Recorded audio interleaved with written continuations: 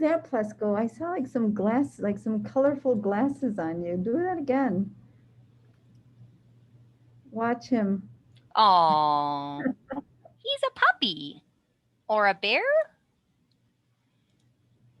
That's cute. Oh, Christmas lights. Must be something new with Zoom. Since we don't use Zoom, we're not familiar with it as much. right.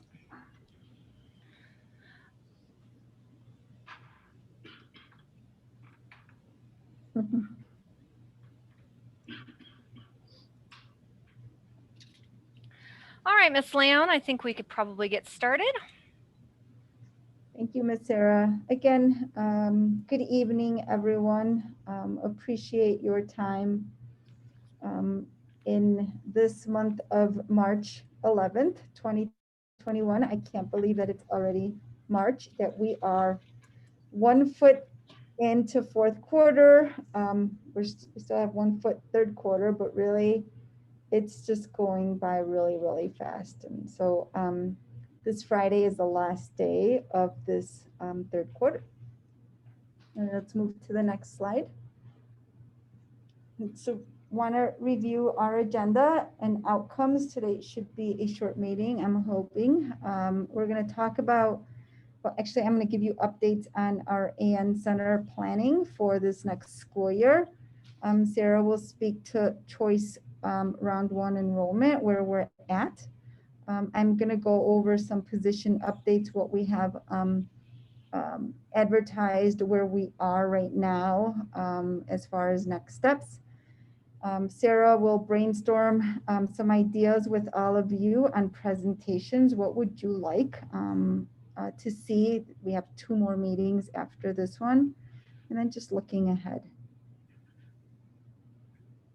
All right, so just some updates on our AN Center, so our Affective Needs Center.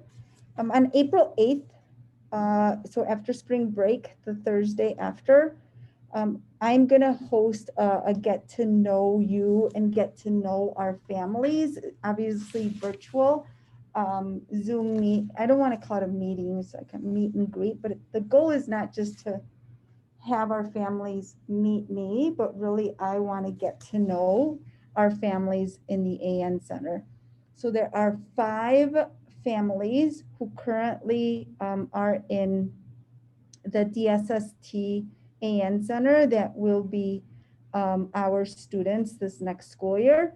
And so my goal and our staff's goal is to begin to build those relationships, not only with our students, but with the families. So that is going to be April 8th. Anyone is invited to come and also be a part of it. The next thing that we're doing in a weekly cadence is I skipped around. So so we are having weekly meetings with district support. So we are partnered with 2 department heads that are really helping us dig into what our next steps are.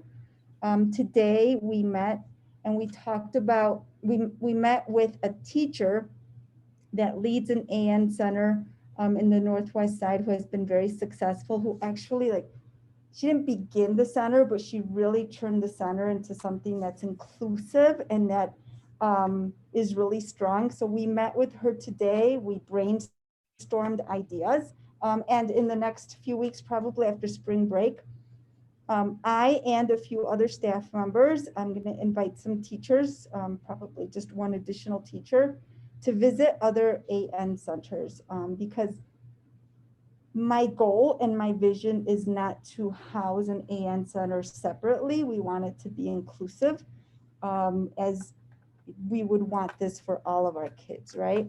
And so we're gonna visit some AN centers to see what's working. And these are AN centers that have been really successful and who are practicing inclusion. I've opened the AN center teacher position. It is posted. I mean, I have 2 candidates. I will say that those positions are really hard to staff, and finding a really strong teacher is really hard. So we are going to be interviewing for special education. I'll go over more positions next week. Monday, which might not happen because of the snow. It might happen Tuesday. So my personnel committee will be engaged, and also I invited 2 of our special education teachers to be a part of these interviews, to see what we have and what's next. In addition to that, we're also going to invite the 2 staff members that have been supporting us.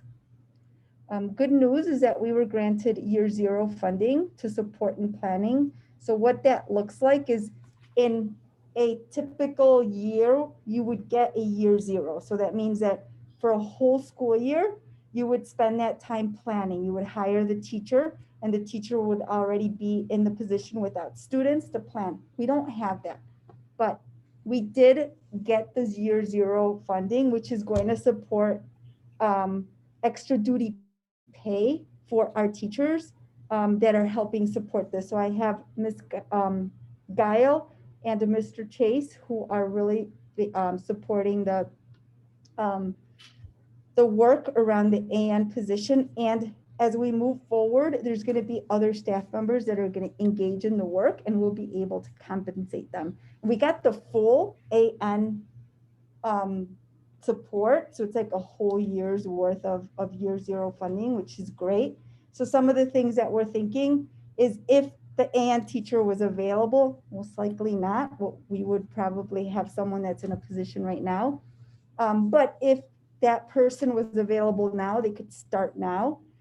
If we found a para or one of them that could be in that position, they could start now and engage in the work, go with me and other teachers to visit the programs. And so we're going to really lean on the 0 year funding to help support building the program. I mentioned that Mr. Chase and Guile, just Guile, are reviewing, they're planning, and what they're focused on right now too is reviewing IEPs to look at what are the IEPs, the needs of our kids, but also find gaps, because these are experienced teachers that have experience writing IEPs. And so they're looking at that right now to see how we might be able to now support the work and also find gaps, because every school writes IEPs based on their needs. And so we're looking at it from a lens of Bear Valley.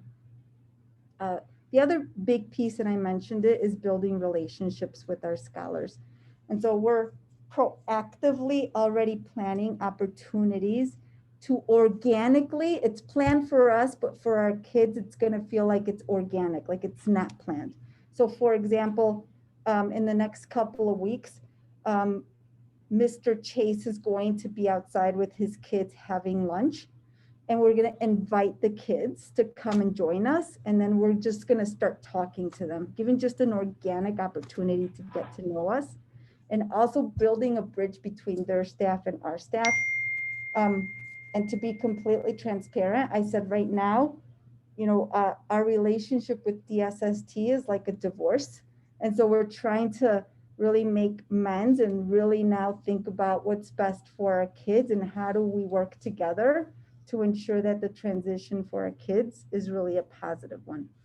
And then we're also thinking about other opportunities where we can have like lunch gatherings, both for our in-person scholars that are here in building upstairs on the 3rd floor. And there are some kids that are working virtually. So what we're also thinking is taking them lunch outside and just getting to know them.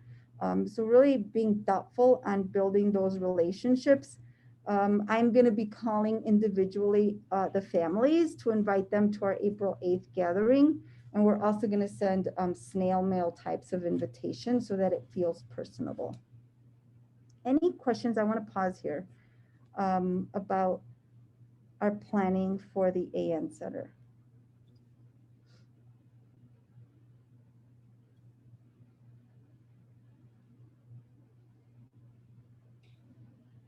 We are still advocating for those positions. That's not forgotten. That's still in the works, and I didn't add that. So an additional to what we have now, a 1.0 mental health support and a 1.0 culture support. And one of the things that I've also advocated and have said is that those positions aren't going to be, those are the AN positions. So we get a 1.0 psychologist. It's not going to be the 1.0 psychologist. We want it to encompass every student, because what we're trying to also think about is how do we move away from labels, and we think about we are all teachers and staff members of all kids, not just the kids that are in front of me.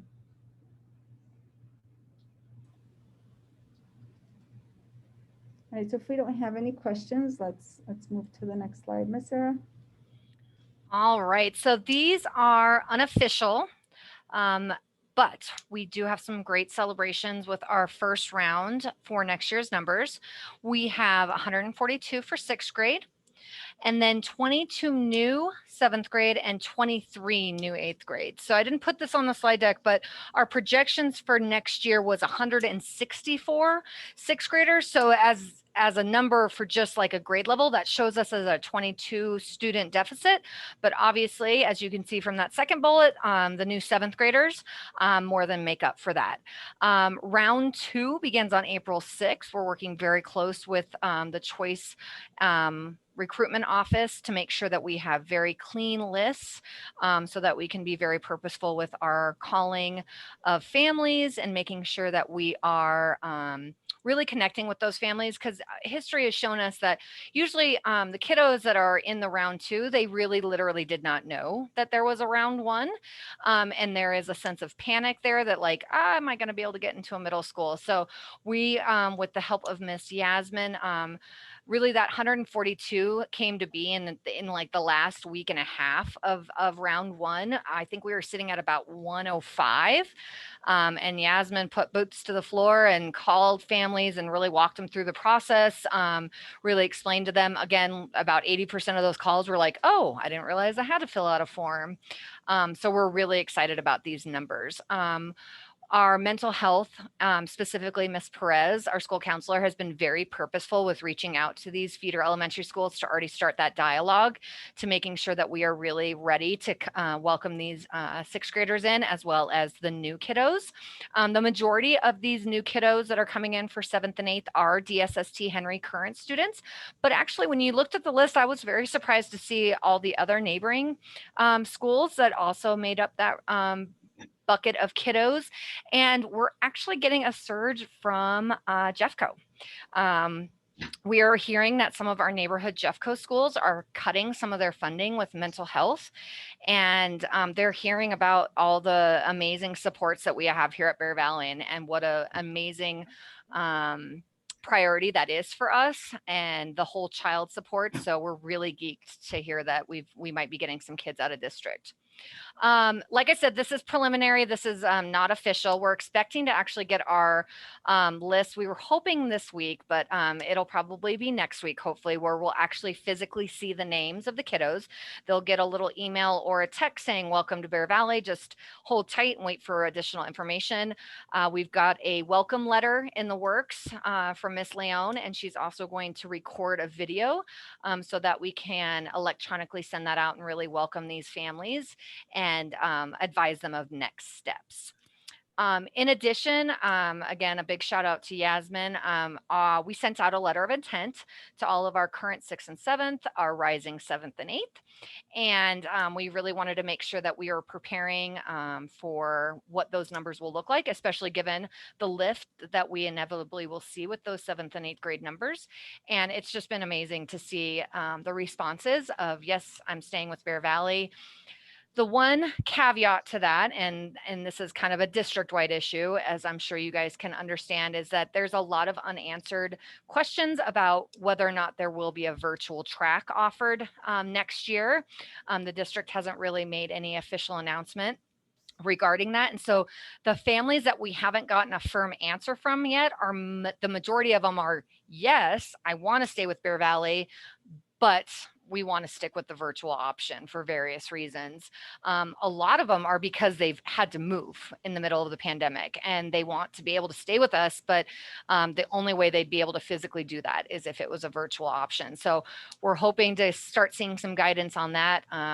we have a sweet nugget that's in New Mexico right now, and her parents both have told me numerous times, we just have been so happy with her. That she's got a lot of stuff going on right now, but like Bear Valley is her home, and it's her center, and it's where she strives. And so yeah, that's been kind of, uneasy a little bit to know whether or not they'll be ours or not, but good to know that they're so happy right now being in that virtual option and feeling supported.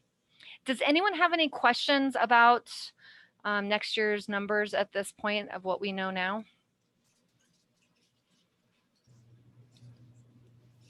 Go ahead, Ms. Jones.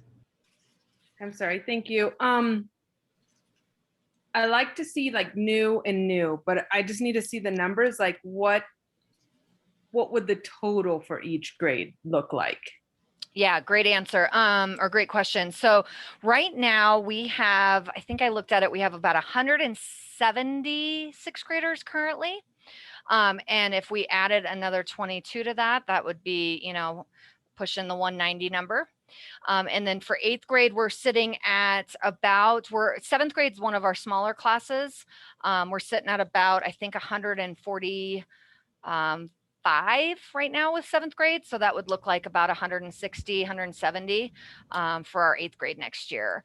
As everyone knows, or hopefully everyone knows, we will have additional space up on the third floor to play around with next year. That is also a topic of conversation that we're still working on. Staff that have been with us for the last 3 years know that each year we've actually been due additional space from DSST. This year, I think we should have gotten additional 4 classrooms.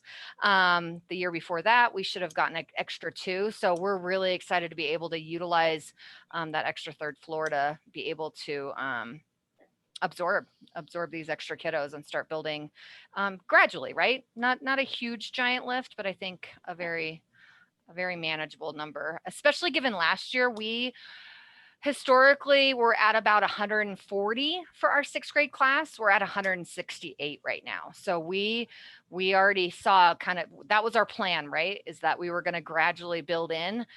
We didn't want to get ourselves too big, and DSST closing has kind of just put us in this position where now we get to have the challenge of absorbing and really welcoming a couple more dozen into our other grades. Great question, Kalina.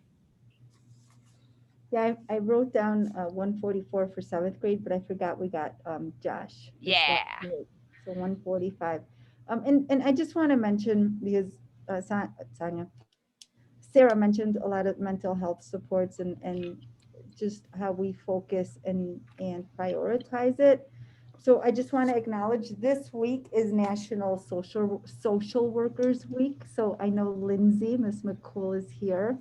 So just want to acknowledge that the work that she does to support our students is like nothing that we can describe. And so just want to say thank you publicly in our PAC. And then I just want to mention one more thing. I mentioned Josh, a new seventh grader. And we always have a like a pre kind of get to know you meeting with our scholars before they start with the parents, and we get to know them. And we ask the kids, do you have any questions? And sometimes they have questions about the lockers, about the dress code. And his question was, do you have a counselor? And that was the cutest thing in the whole wide world. And just his experience in the past has been so different, right? And his dad acknowledged how different it sounded as far as the supports that we have at Bear Valley. And so that was really neat to hear. So Ruthie, if you haven't met Josh, I'll have to introduce you to him because he's a cutie. Yeah, for sure. Ms. Cruz asked a great question. With the loss of our students who want to virtually greatly impact our numbers, no. I think that it would probably be like about a dozen kids. I think it would be probably half of our lift of eighth grade. And then historically, we found things shift over the summer. usually for the better. Usually it's September where we see like, and it's thankfully before the fall adjustment number hits that we see a surge of families that have decided that they needed to change their mind, or they were late to put in their application. So no, I don't believe the virtual option, if they ended up having to choose otherwise, I don't believe that would hurt. I do have to say that, quite honestly, I don't think that a virtual option is going to be available within the school. I think that if there is a virtual option, it'll be a completely separate school, which will really have our families really think about the supports that we give our kids, and really focusing on the in-person learning. Not 100% sure, but that's just been my gut feeling. Yeah, and to piggyback on that, a lot of our families that are virtual are truly because of transportation. And so they are anxious for those yellow buses to get back into service. And as soon as those yellow buses are back, they're going to be ready to send their kids. I'd say probably 70% of our kids that are virtual are there due to transportation. Are there any other questions before we move to the next slide? All right. Thank you, Ms. Sarah. So I just wanted to update you on the positions that we currently have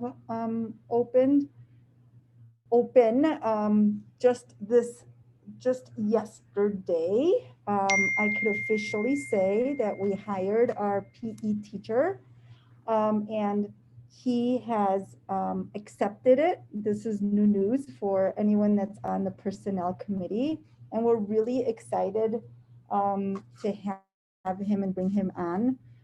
As this is going to be, again, we haven't had the PE that we typically have had. So really interested, once he's here, he's from California, he's bilingual and speaks both languages. And so our kids will be able to see themselves in him, and some of our staff members, when we interviewed him, compared him to Mr. Ariano. And so that was a loss for our school last year. He was a social studies teacher, but really excited about that. We are going to be, so the physical education assistant position has not been posted. And the reason why is that I want the PE teacher to be a big part of this process. And so that will be posted once, he's on board, onboarded, and has more time to really support that work. We have a position open right now for special education, a mild to moderate position, and we have interviews coming up on Monday. If there isn't a snow day, we'll probably shift it to Tuesday if it is a snow day. In addition to that, I already mentioned that we have the special education affective needs position open. And then the 2 paraprofessionals for the AN Center. We, in addition to that, have a Spanish position opening. I just started to look at resumes, and I've asked Mr. Kirk, who is our other Spanish teacher, to help me sift through them and prioritize them before we start inviting candidates to interview with our personnel committee. The other position that we have, and if anyone knows anyone, we have a current paraprofessional opening that's been open for about 3 weeks. We have 0 candidates. Unfortunately, our para positions are not, they're underpaid, I'll be honest. But if you know of anyone looking for a para position, working with a 6th grader one-on-one, please let them know we have an opening. They can call the school and we'll help them apply for it. There are some other positions that if you go into the DPS portal, you might see positions, but it's our current teachers that were moving into another position. and we have to post those positions. So for example, you may have seen it's no longer there, but it's STEM point 5, and I can officially say that Ms. Cruz will be our point 5 STEM teacher next school year. So she'll be point 5 STEM and point 5 science. We also have point 5 intervention and point 5 language arts. And so Ms. Christensen, who currently is a 1.0 intervention, will be in those positions. So people look at it and say, oh, there's an opening, but we have to post them. But we found these are internal positions that we cover. Any questions on this?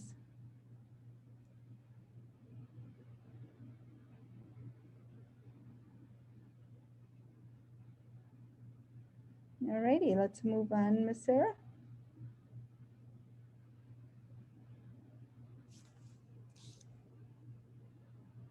Sorry, that mute button gets hard.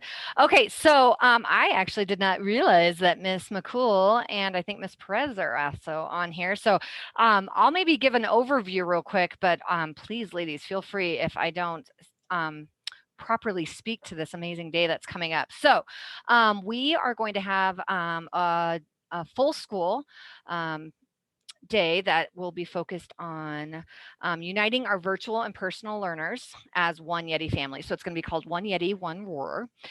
Currently, right now, there is a t-shirt contest going on with the kiddos. So every scholar and staff, because Miss Perez and Miss McCool are such awesome grant writers, they both each got a $2,000 A to Z grant. And so they are going to put that towards the design and the printing of shirts for all staff and students. We're going to have an awesome curbside event to be able to make sure those virtual scholars get those t-shirts as well as any other supplies that we think they might need to support this day. So as you can see from the vision and purpose, our vision is to unite virtual and in-person learners as one family. We are going to continue our work from years past as a school that values all voices, community, and social and emotional learning. And then lastly, just to spend time in our community with our peers to reflect on the past year and start looking towards the future. The date is a Friday. It's the Friday we get back from spring break. We did that very intentionally because we want to make sure that the momentum that we start building on this day to start building our community and those relationships and the team building skills that the kids are going to absorb really trickles with us and really helps us support a really strong end to this school year. There is a optional kind of volunteer meeting that is open to all staff. I'm sure we would love to have some of our PAC members join as well if you guys are interested to really kind of finalize the details. Mr. Kirk had this amazing idea at our last meeting to maybe do an origami, a Yeti folding origami exercise. There's been some other really great ideas to really make sure that this day is packed with fun and team building activities to really keep our kids engaged. There's also some talk about some additional swag, maybe some headphones, maybe some water bottles, some other branded items that really help our community, mostly just to spread that lime green everywhere because it's the best color in the whole wide world.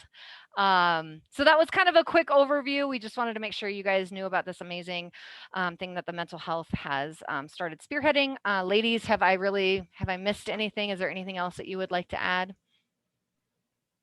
Sarah, I think you really covered it. Yes. Yeah. That was awesome. Oh, I did not even know Zeb was here. Hello, Zeb. Here. I think the only other thing, hi Zeb, is that we are hoping this program continues and we can keep getting more grant money in the future to keep this program up and running. And so that next year when we welcome students that are DSST students this year, we can really form one community and then continue on with the program for all incoming sixth graders in following years, as well as students that start with us mid-year. So we're hoping that this is not just a one-time thing. We're hoping this program continues. Perfect. Yes. And just to kind of give a shout out to our mental health and RCT in the past, like we've really been lucky to be able to have a lot of these days sprinkled within our year. We've had Day of Kindness and the Day of Respect, and so as a community member, as a mom, as a person that's been around for this with this school, I just really appreciate that this purposeful planning goes in to really like take a minute to just have these purposeful days that yes, they're non-instructional, but they do such wonders to build that community and really make sure those relationships are at the forefront of everything we do. All right, if there's no other questions, I will, oh, I accidentally stopped sharing my screen. Putin. All right. So next, I think Miss Leon kind of spoke to this in the beginning. We really want to hear, and I'm going to make sure I have a piece of paper so I can jot this stuff down. Here's some ideas from our community and our staff and our parents, and what would we like to talk about in April and May? What kind of things are on your guys' minds? What kind of things are on your mind for next year that we could try to get ahead of, so that we can really make sure these last two meetings are purposeful and informational.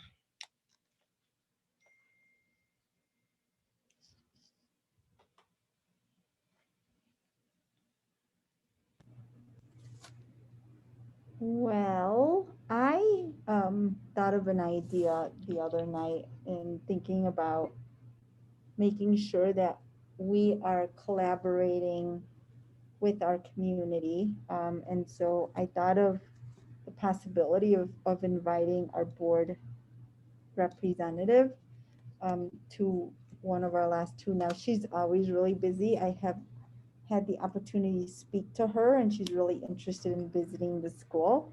Obviously, right now it's probably hard with all the guardrails, but I'm wondering what your thoughts are around inviting our board member to just get to know our school and learn about the great things that are happening and advocate for the supports, because she is representing the Southwest area every time there's a board member. Thank you, Miss Leon. The first thing that comes to mind is, will doing that get us in a good position to secure additional funding to help us with the growing hole that we have? Because if so, I'm all about schmoozing. Yeah, I went there already. That's why I called a meeting to really advocate for those extra positions for our AN Center. Angela Kobian is her name. And I can't do the exit mark, but I know she always adds the exit mark on the O. So I planned a meeting with her. We spoke for like an hour and spoke about her school. And I said, if it comes, if anything comes to you, this is what I'm advocating for. Here's our vision. And so she was very supportive, and I'm sure she gets these calls a lot.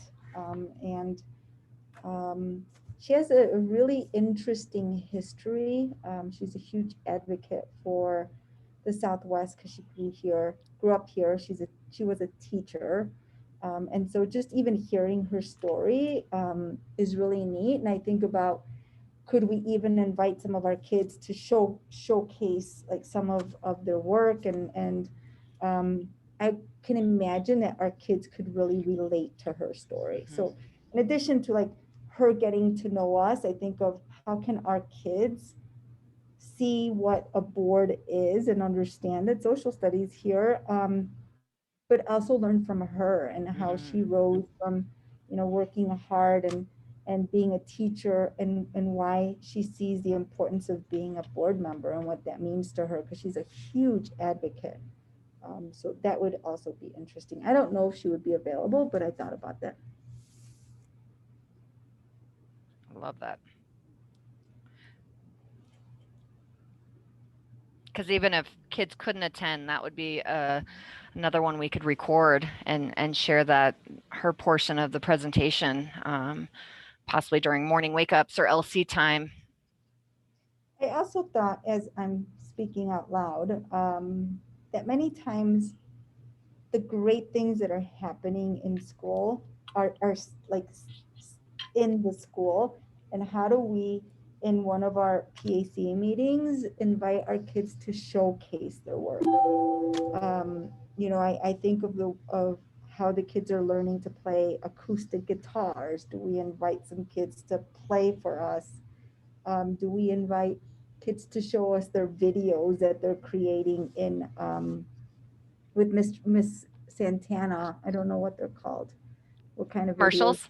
Commercials. I just watched all of them. They're fantastic. Yeah.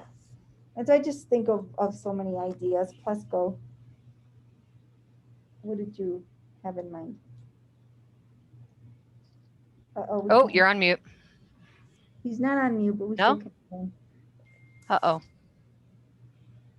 Yep, I've done that before. Ever since I got these. Yeah.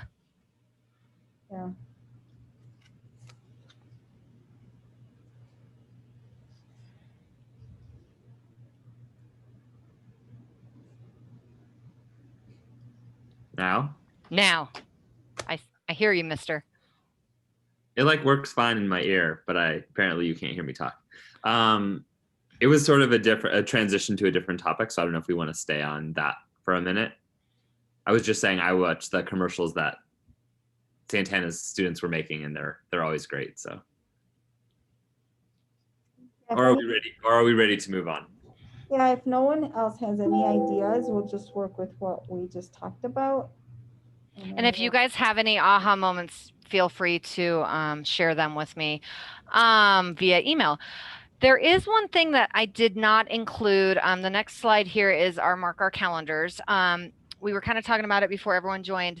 Miss Leon and I had the pleasure of being in a meeting this week with some city planners about some additional road work, I guess, if you will, that is being planned. It will be happening in 2022, and it will be along the entire South Bates corridor, starting at JFK, wrapping around trailer, coming around the park, and heading all the way to actually, I think it's Raleigh. It's going to cross over Sheridan and get all the way over to Raleigh, if you're familiar with that area. But bike paths, additional raised crosswalks, additional painting on the roads that add a visual to help speed, just new crosswalks. So a lot of really great things that they are presenting, and the funding's already been approved for it. So it's more of just asking the community. We really appreciated that they took the time to actually talk to each individual school. They wanted to know about like what student drop-off looked like, what staff parking looked like. They really wanted to hear how the area currently is. I took the opportunity to talk about the other areas around our campus that need additional attention and safety features. And so they, just as we started this meeting, sent us the invitation. It is next Tuesday. There's a public session where they're going to share the same information they shared with us. So I will make sure that is sent to all of our staff. Actually, it'll probably go to our entire community. I will do like a email blast probably on Sunday with all the information on that. But just so you guys know that that's coming, it's very exciting. I initially, when I got to the meeting, I thought it was going to be just about a bike path, and it's not just about a bike path. Like there is some serious planning that's gone into the dangers and the measures that need to be taken to make sure that that stretch is a lot safer. So that'll be on Tuesday the 16th. Again, I will send that to you. We have our planned asynchronous days on Monday and Tuesday coming up. As everyone knows, Monday might turn into something different. So we're just kind of waiting and seeing, but the district did send out a revised snow policy. And so now there is the possibility of having a true non-instructional snow day on Monday. And then Tuesday, the kids will still stay home and do their independent learning. We will not adjust that. It's too late in the game, regardless of what happens. It might end up snowballing, pun intended, if we do have to reschedule. Saturday and Sunday appointments have already been canceled. So if our Monday appointments do start getting pushed, we will have to rethink what that looks like for rescheduling and have to, unfortunately, put additional asynchronous days on our calendars to support those booster shots. Any questions about the async days? I do plan on sending a communication to the community tomorrow, and those will include those slide decks that I'm hoping families I have found helpful as a parent, to really make sure that they have the tools to keep their child engaged and successful during these independent days. All right, and then looking ahead, seems kind of funny with a huge blizzard on the brink. That spring break will be here before we know it, Monday the 29th through Monday the 5th. Scholars will return to learning on Tuesday the 6th. That Monday will be a teacher planning day. We talked about the One Yeti, One Roar Culture Day that comes up after spring break on Friday the 9th. I guess I should have put this other date in front of it. Our next PAC meeting, since we are continuing with that second Thursday of the month, we will have our next meeting on April 8th. And then CMAS testing. So deadline to opt in for virtual scholars or opt out for in-person learners is tomorrow. Our in-person scholars will be CMAS testing the week of 4/19. And our virtual scholars who have opted in will come into the building the week of 4/26 for those CMAS tests. Any questions or any calendar updates from staff that I might have overlooked? Let me see. I see the chat's got a few. Oh, the meet and greet. Yes, thank you. The meet and greet will be April 8th. That is accurate, at 6 p.m. I need to make that Zoom calendar notification, so that'll go on all staff's calendars.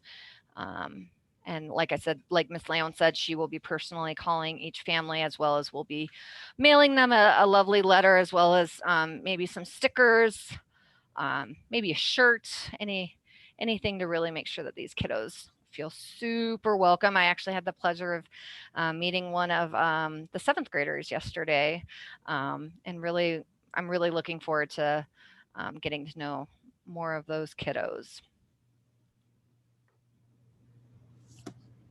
Plesko, do you want to ask the question or make your comment? Sure. I was just thinking, as we start to think about next year and what's coming, like, have we had time to think through like either 6th grade academy or what that looks like for all students returning to the building, since they maybe have not been in a building in over a year, right? Or even just like what those fun parts of school look like again, like what do intramural sports look like? What do after school clubs look like? Just as we start to think through next year with April and May, like how do we welcome as many of those virtual kids back into a physical building as possible and reestablish that really fun side of school, which there are a lot of things I know that many of them really enjoy. Yeah, no, and even as you're saying this, Plesko, I'm thinking traditionally we would have our 6th grade academy, right? So these are our incoming kids, but we really need to think about what are we gonna do for our 7th graders that were never in the building? And I just thought of that as you're saying this, like, we have to think about those things.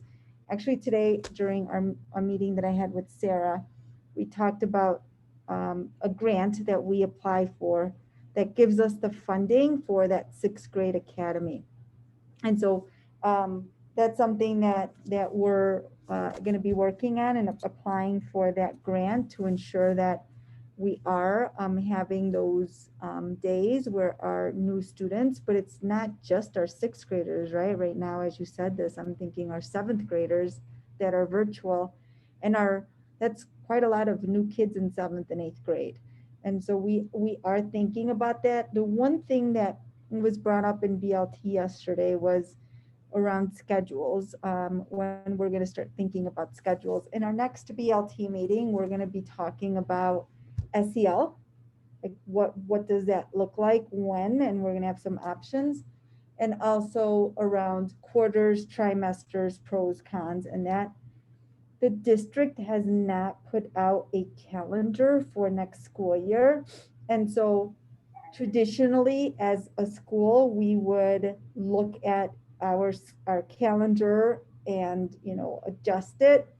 I don't want to start creating a calendar if the district, the reason why I think they're holding back is because I think they're going to make some adjustments to the calendar, whether it's starting earlier or later. And so we need to be able to see that before we could decide, do we want to just stay with this or create our own?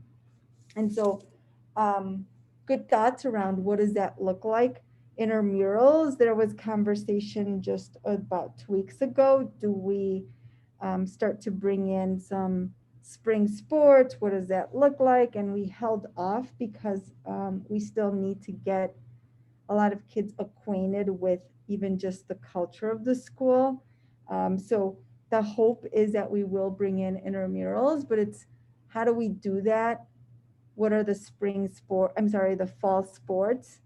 And we do have to think about who wants to coach them so that we can start to advertise it now, not now, but before school ends, so that our kids begin to build that excitement for in-person school and what that looks like. There's a lot of planning that will happen because everything seems to kind of just have stopped.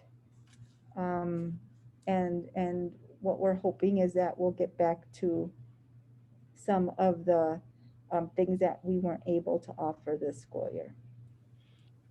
Any ideas, please, we welcome it. I think what I'll ask is if anyone wants to be a part of any planning for Academy. I'm going to call it Academy because it's really not 6th grade, so that we can start to brainstorm on that. I love that you named that, Plesko, because truly, like, we all need to relearn what a true in-person learning looks like. We kind of joke sometimes about like, only half the kids I can handle lunch duty, or like, we don't have to wipe tables in the cafeteria. So there's like some things that will definitely be a relearning experience for everyone, including all the staff. Lockers, yes. The noise, yeah, it's going to be fun. I forget that our 6th graders don't know the building, and sometimes I see them lost because they don't know the building. They know their hallway. The 7th graders too, they only know their hallway. A 6th grader actually just told me today, Miss, this building's really small, and I'm like, or your hallway's just really small, honey. It's a big building. Wait till next year when we have 3 floors. Yeah. Thank you, Plesko, for bringing that up. It's something that's crucial and priority. Anyone else with any questions, comments before we go? Oh, looks like Cobra might have raised her hand. Oh. Oh, I couldn't see you. I love that. Can you speak to what that is, Cobra? Oh, it's my tiny hand. So who has tiny hands? You have to earn it. Mm-hmm. You have to earn it. So I got it from Christensen because another student and we just had to tell each other jokes for the full week. And he definitely held me accountable. And I was there and we got our tiny hands. So now it's in my pocket with my chapstick. Ready for the day. Just wanting clarification because I understand that at the last PAC meeting, and that's why I'm holding myself accountable, because I know that at the last PAC meeting there was a ton of people, so I'm going to make sure I'm also here. We were kind of left not knowing fully possibly what the updates could be with the budget and maybe with those positions, and so I'm now hearing that awesome, like, yay, thumbs up, we got the year 1 budget money for the AN Center. What does that look like now for the other positions that we're possibly going to get ribbed with the other information that we had before? Yeah, so the ribbing of positions really is unrelated to advocating for those positions. So my next steps is really, again, to continue to advocate.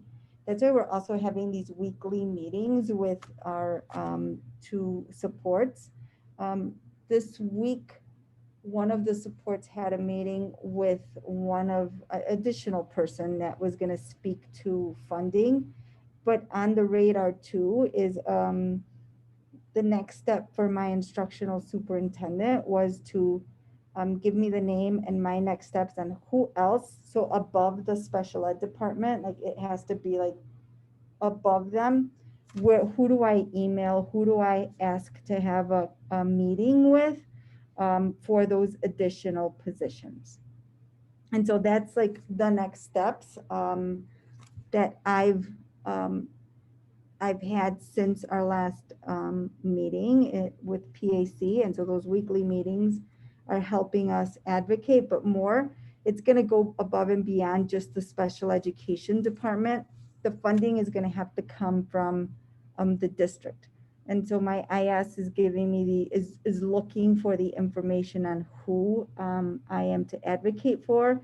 And she's actually, and our OS, they both are advocating for Bear Valley. And so we have the people to advocate. It's just, okay, who do we speak to? And so that I'm gonna add that to my list. So in my next check-in that I come back to that. And the person that they went to initially was our, what is his title? Deputy Superintendent, so Michael Ramirez. The AN Center went to his desk as I was beginning to understand it. And so that's who I'm thinking I need to go to. And so I'm gonna try and find from my IS the best way to communicate with him or whomever needs to hear our next steps and what we need and our needs. But this is something that is priority for me. And thank you for coming, Cobra. I appreciate that. No, and thank you for that. That's we're here for you guys, for you, and for us. We're together. She's literally been carrying that tiny hand around because I've seen her walk around with it.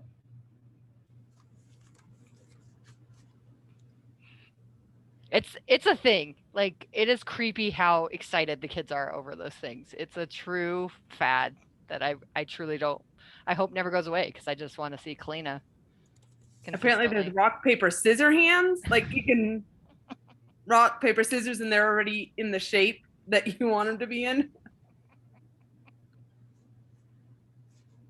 Funny. 6th grade is the one that's doing the tiny hand, 6th grade. I don't know if 8th graders would be so excited, but hey, 6th grade. All right, any other questions?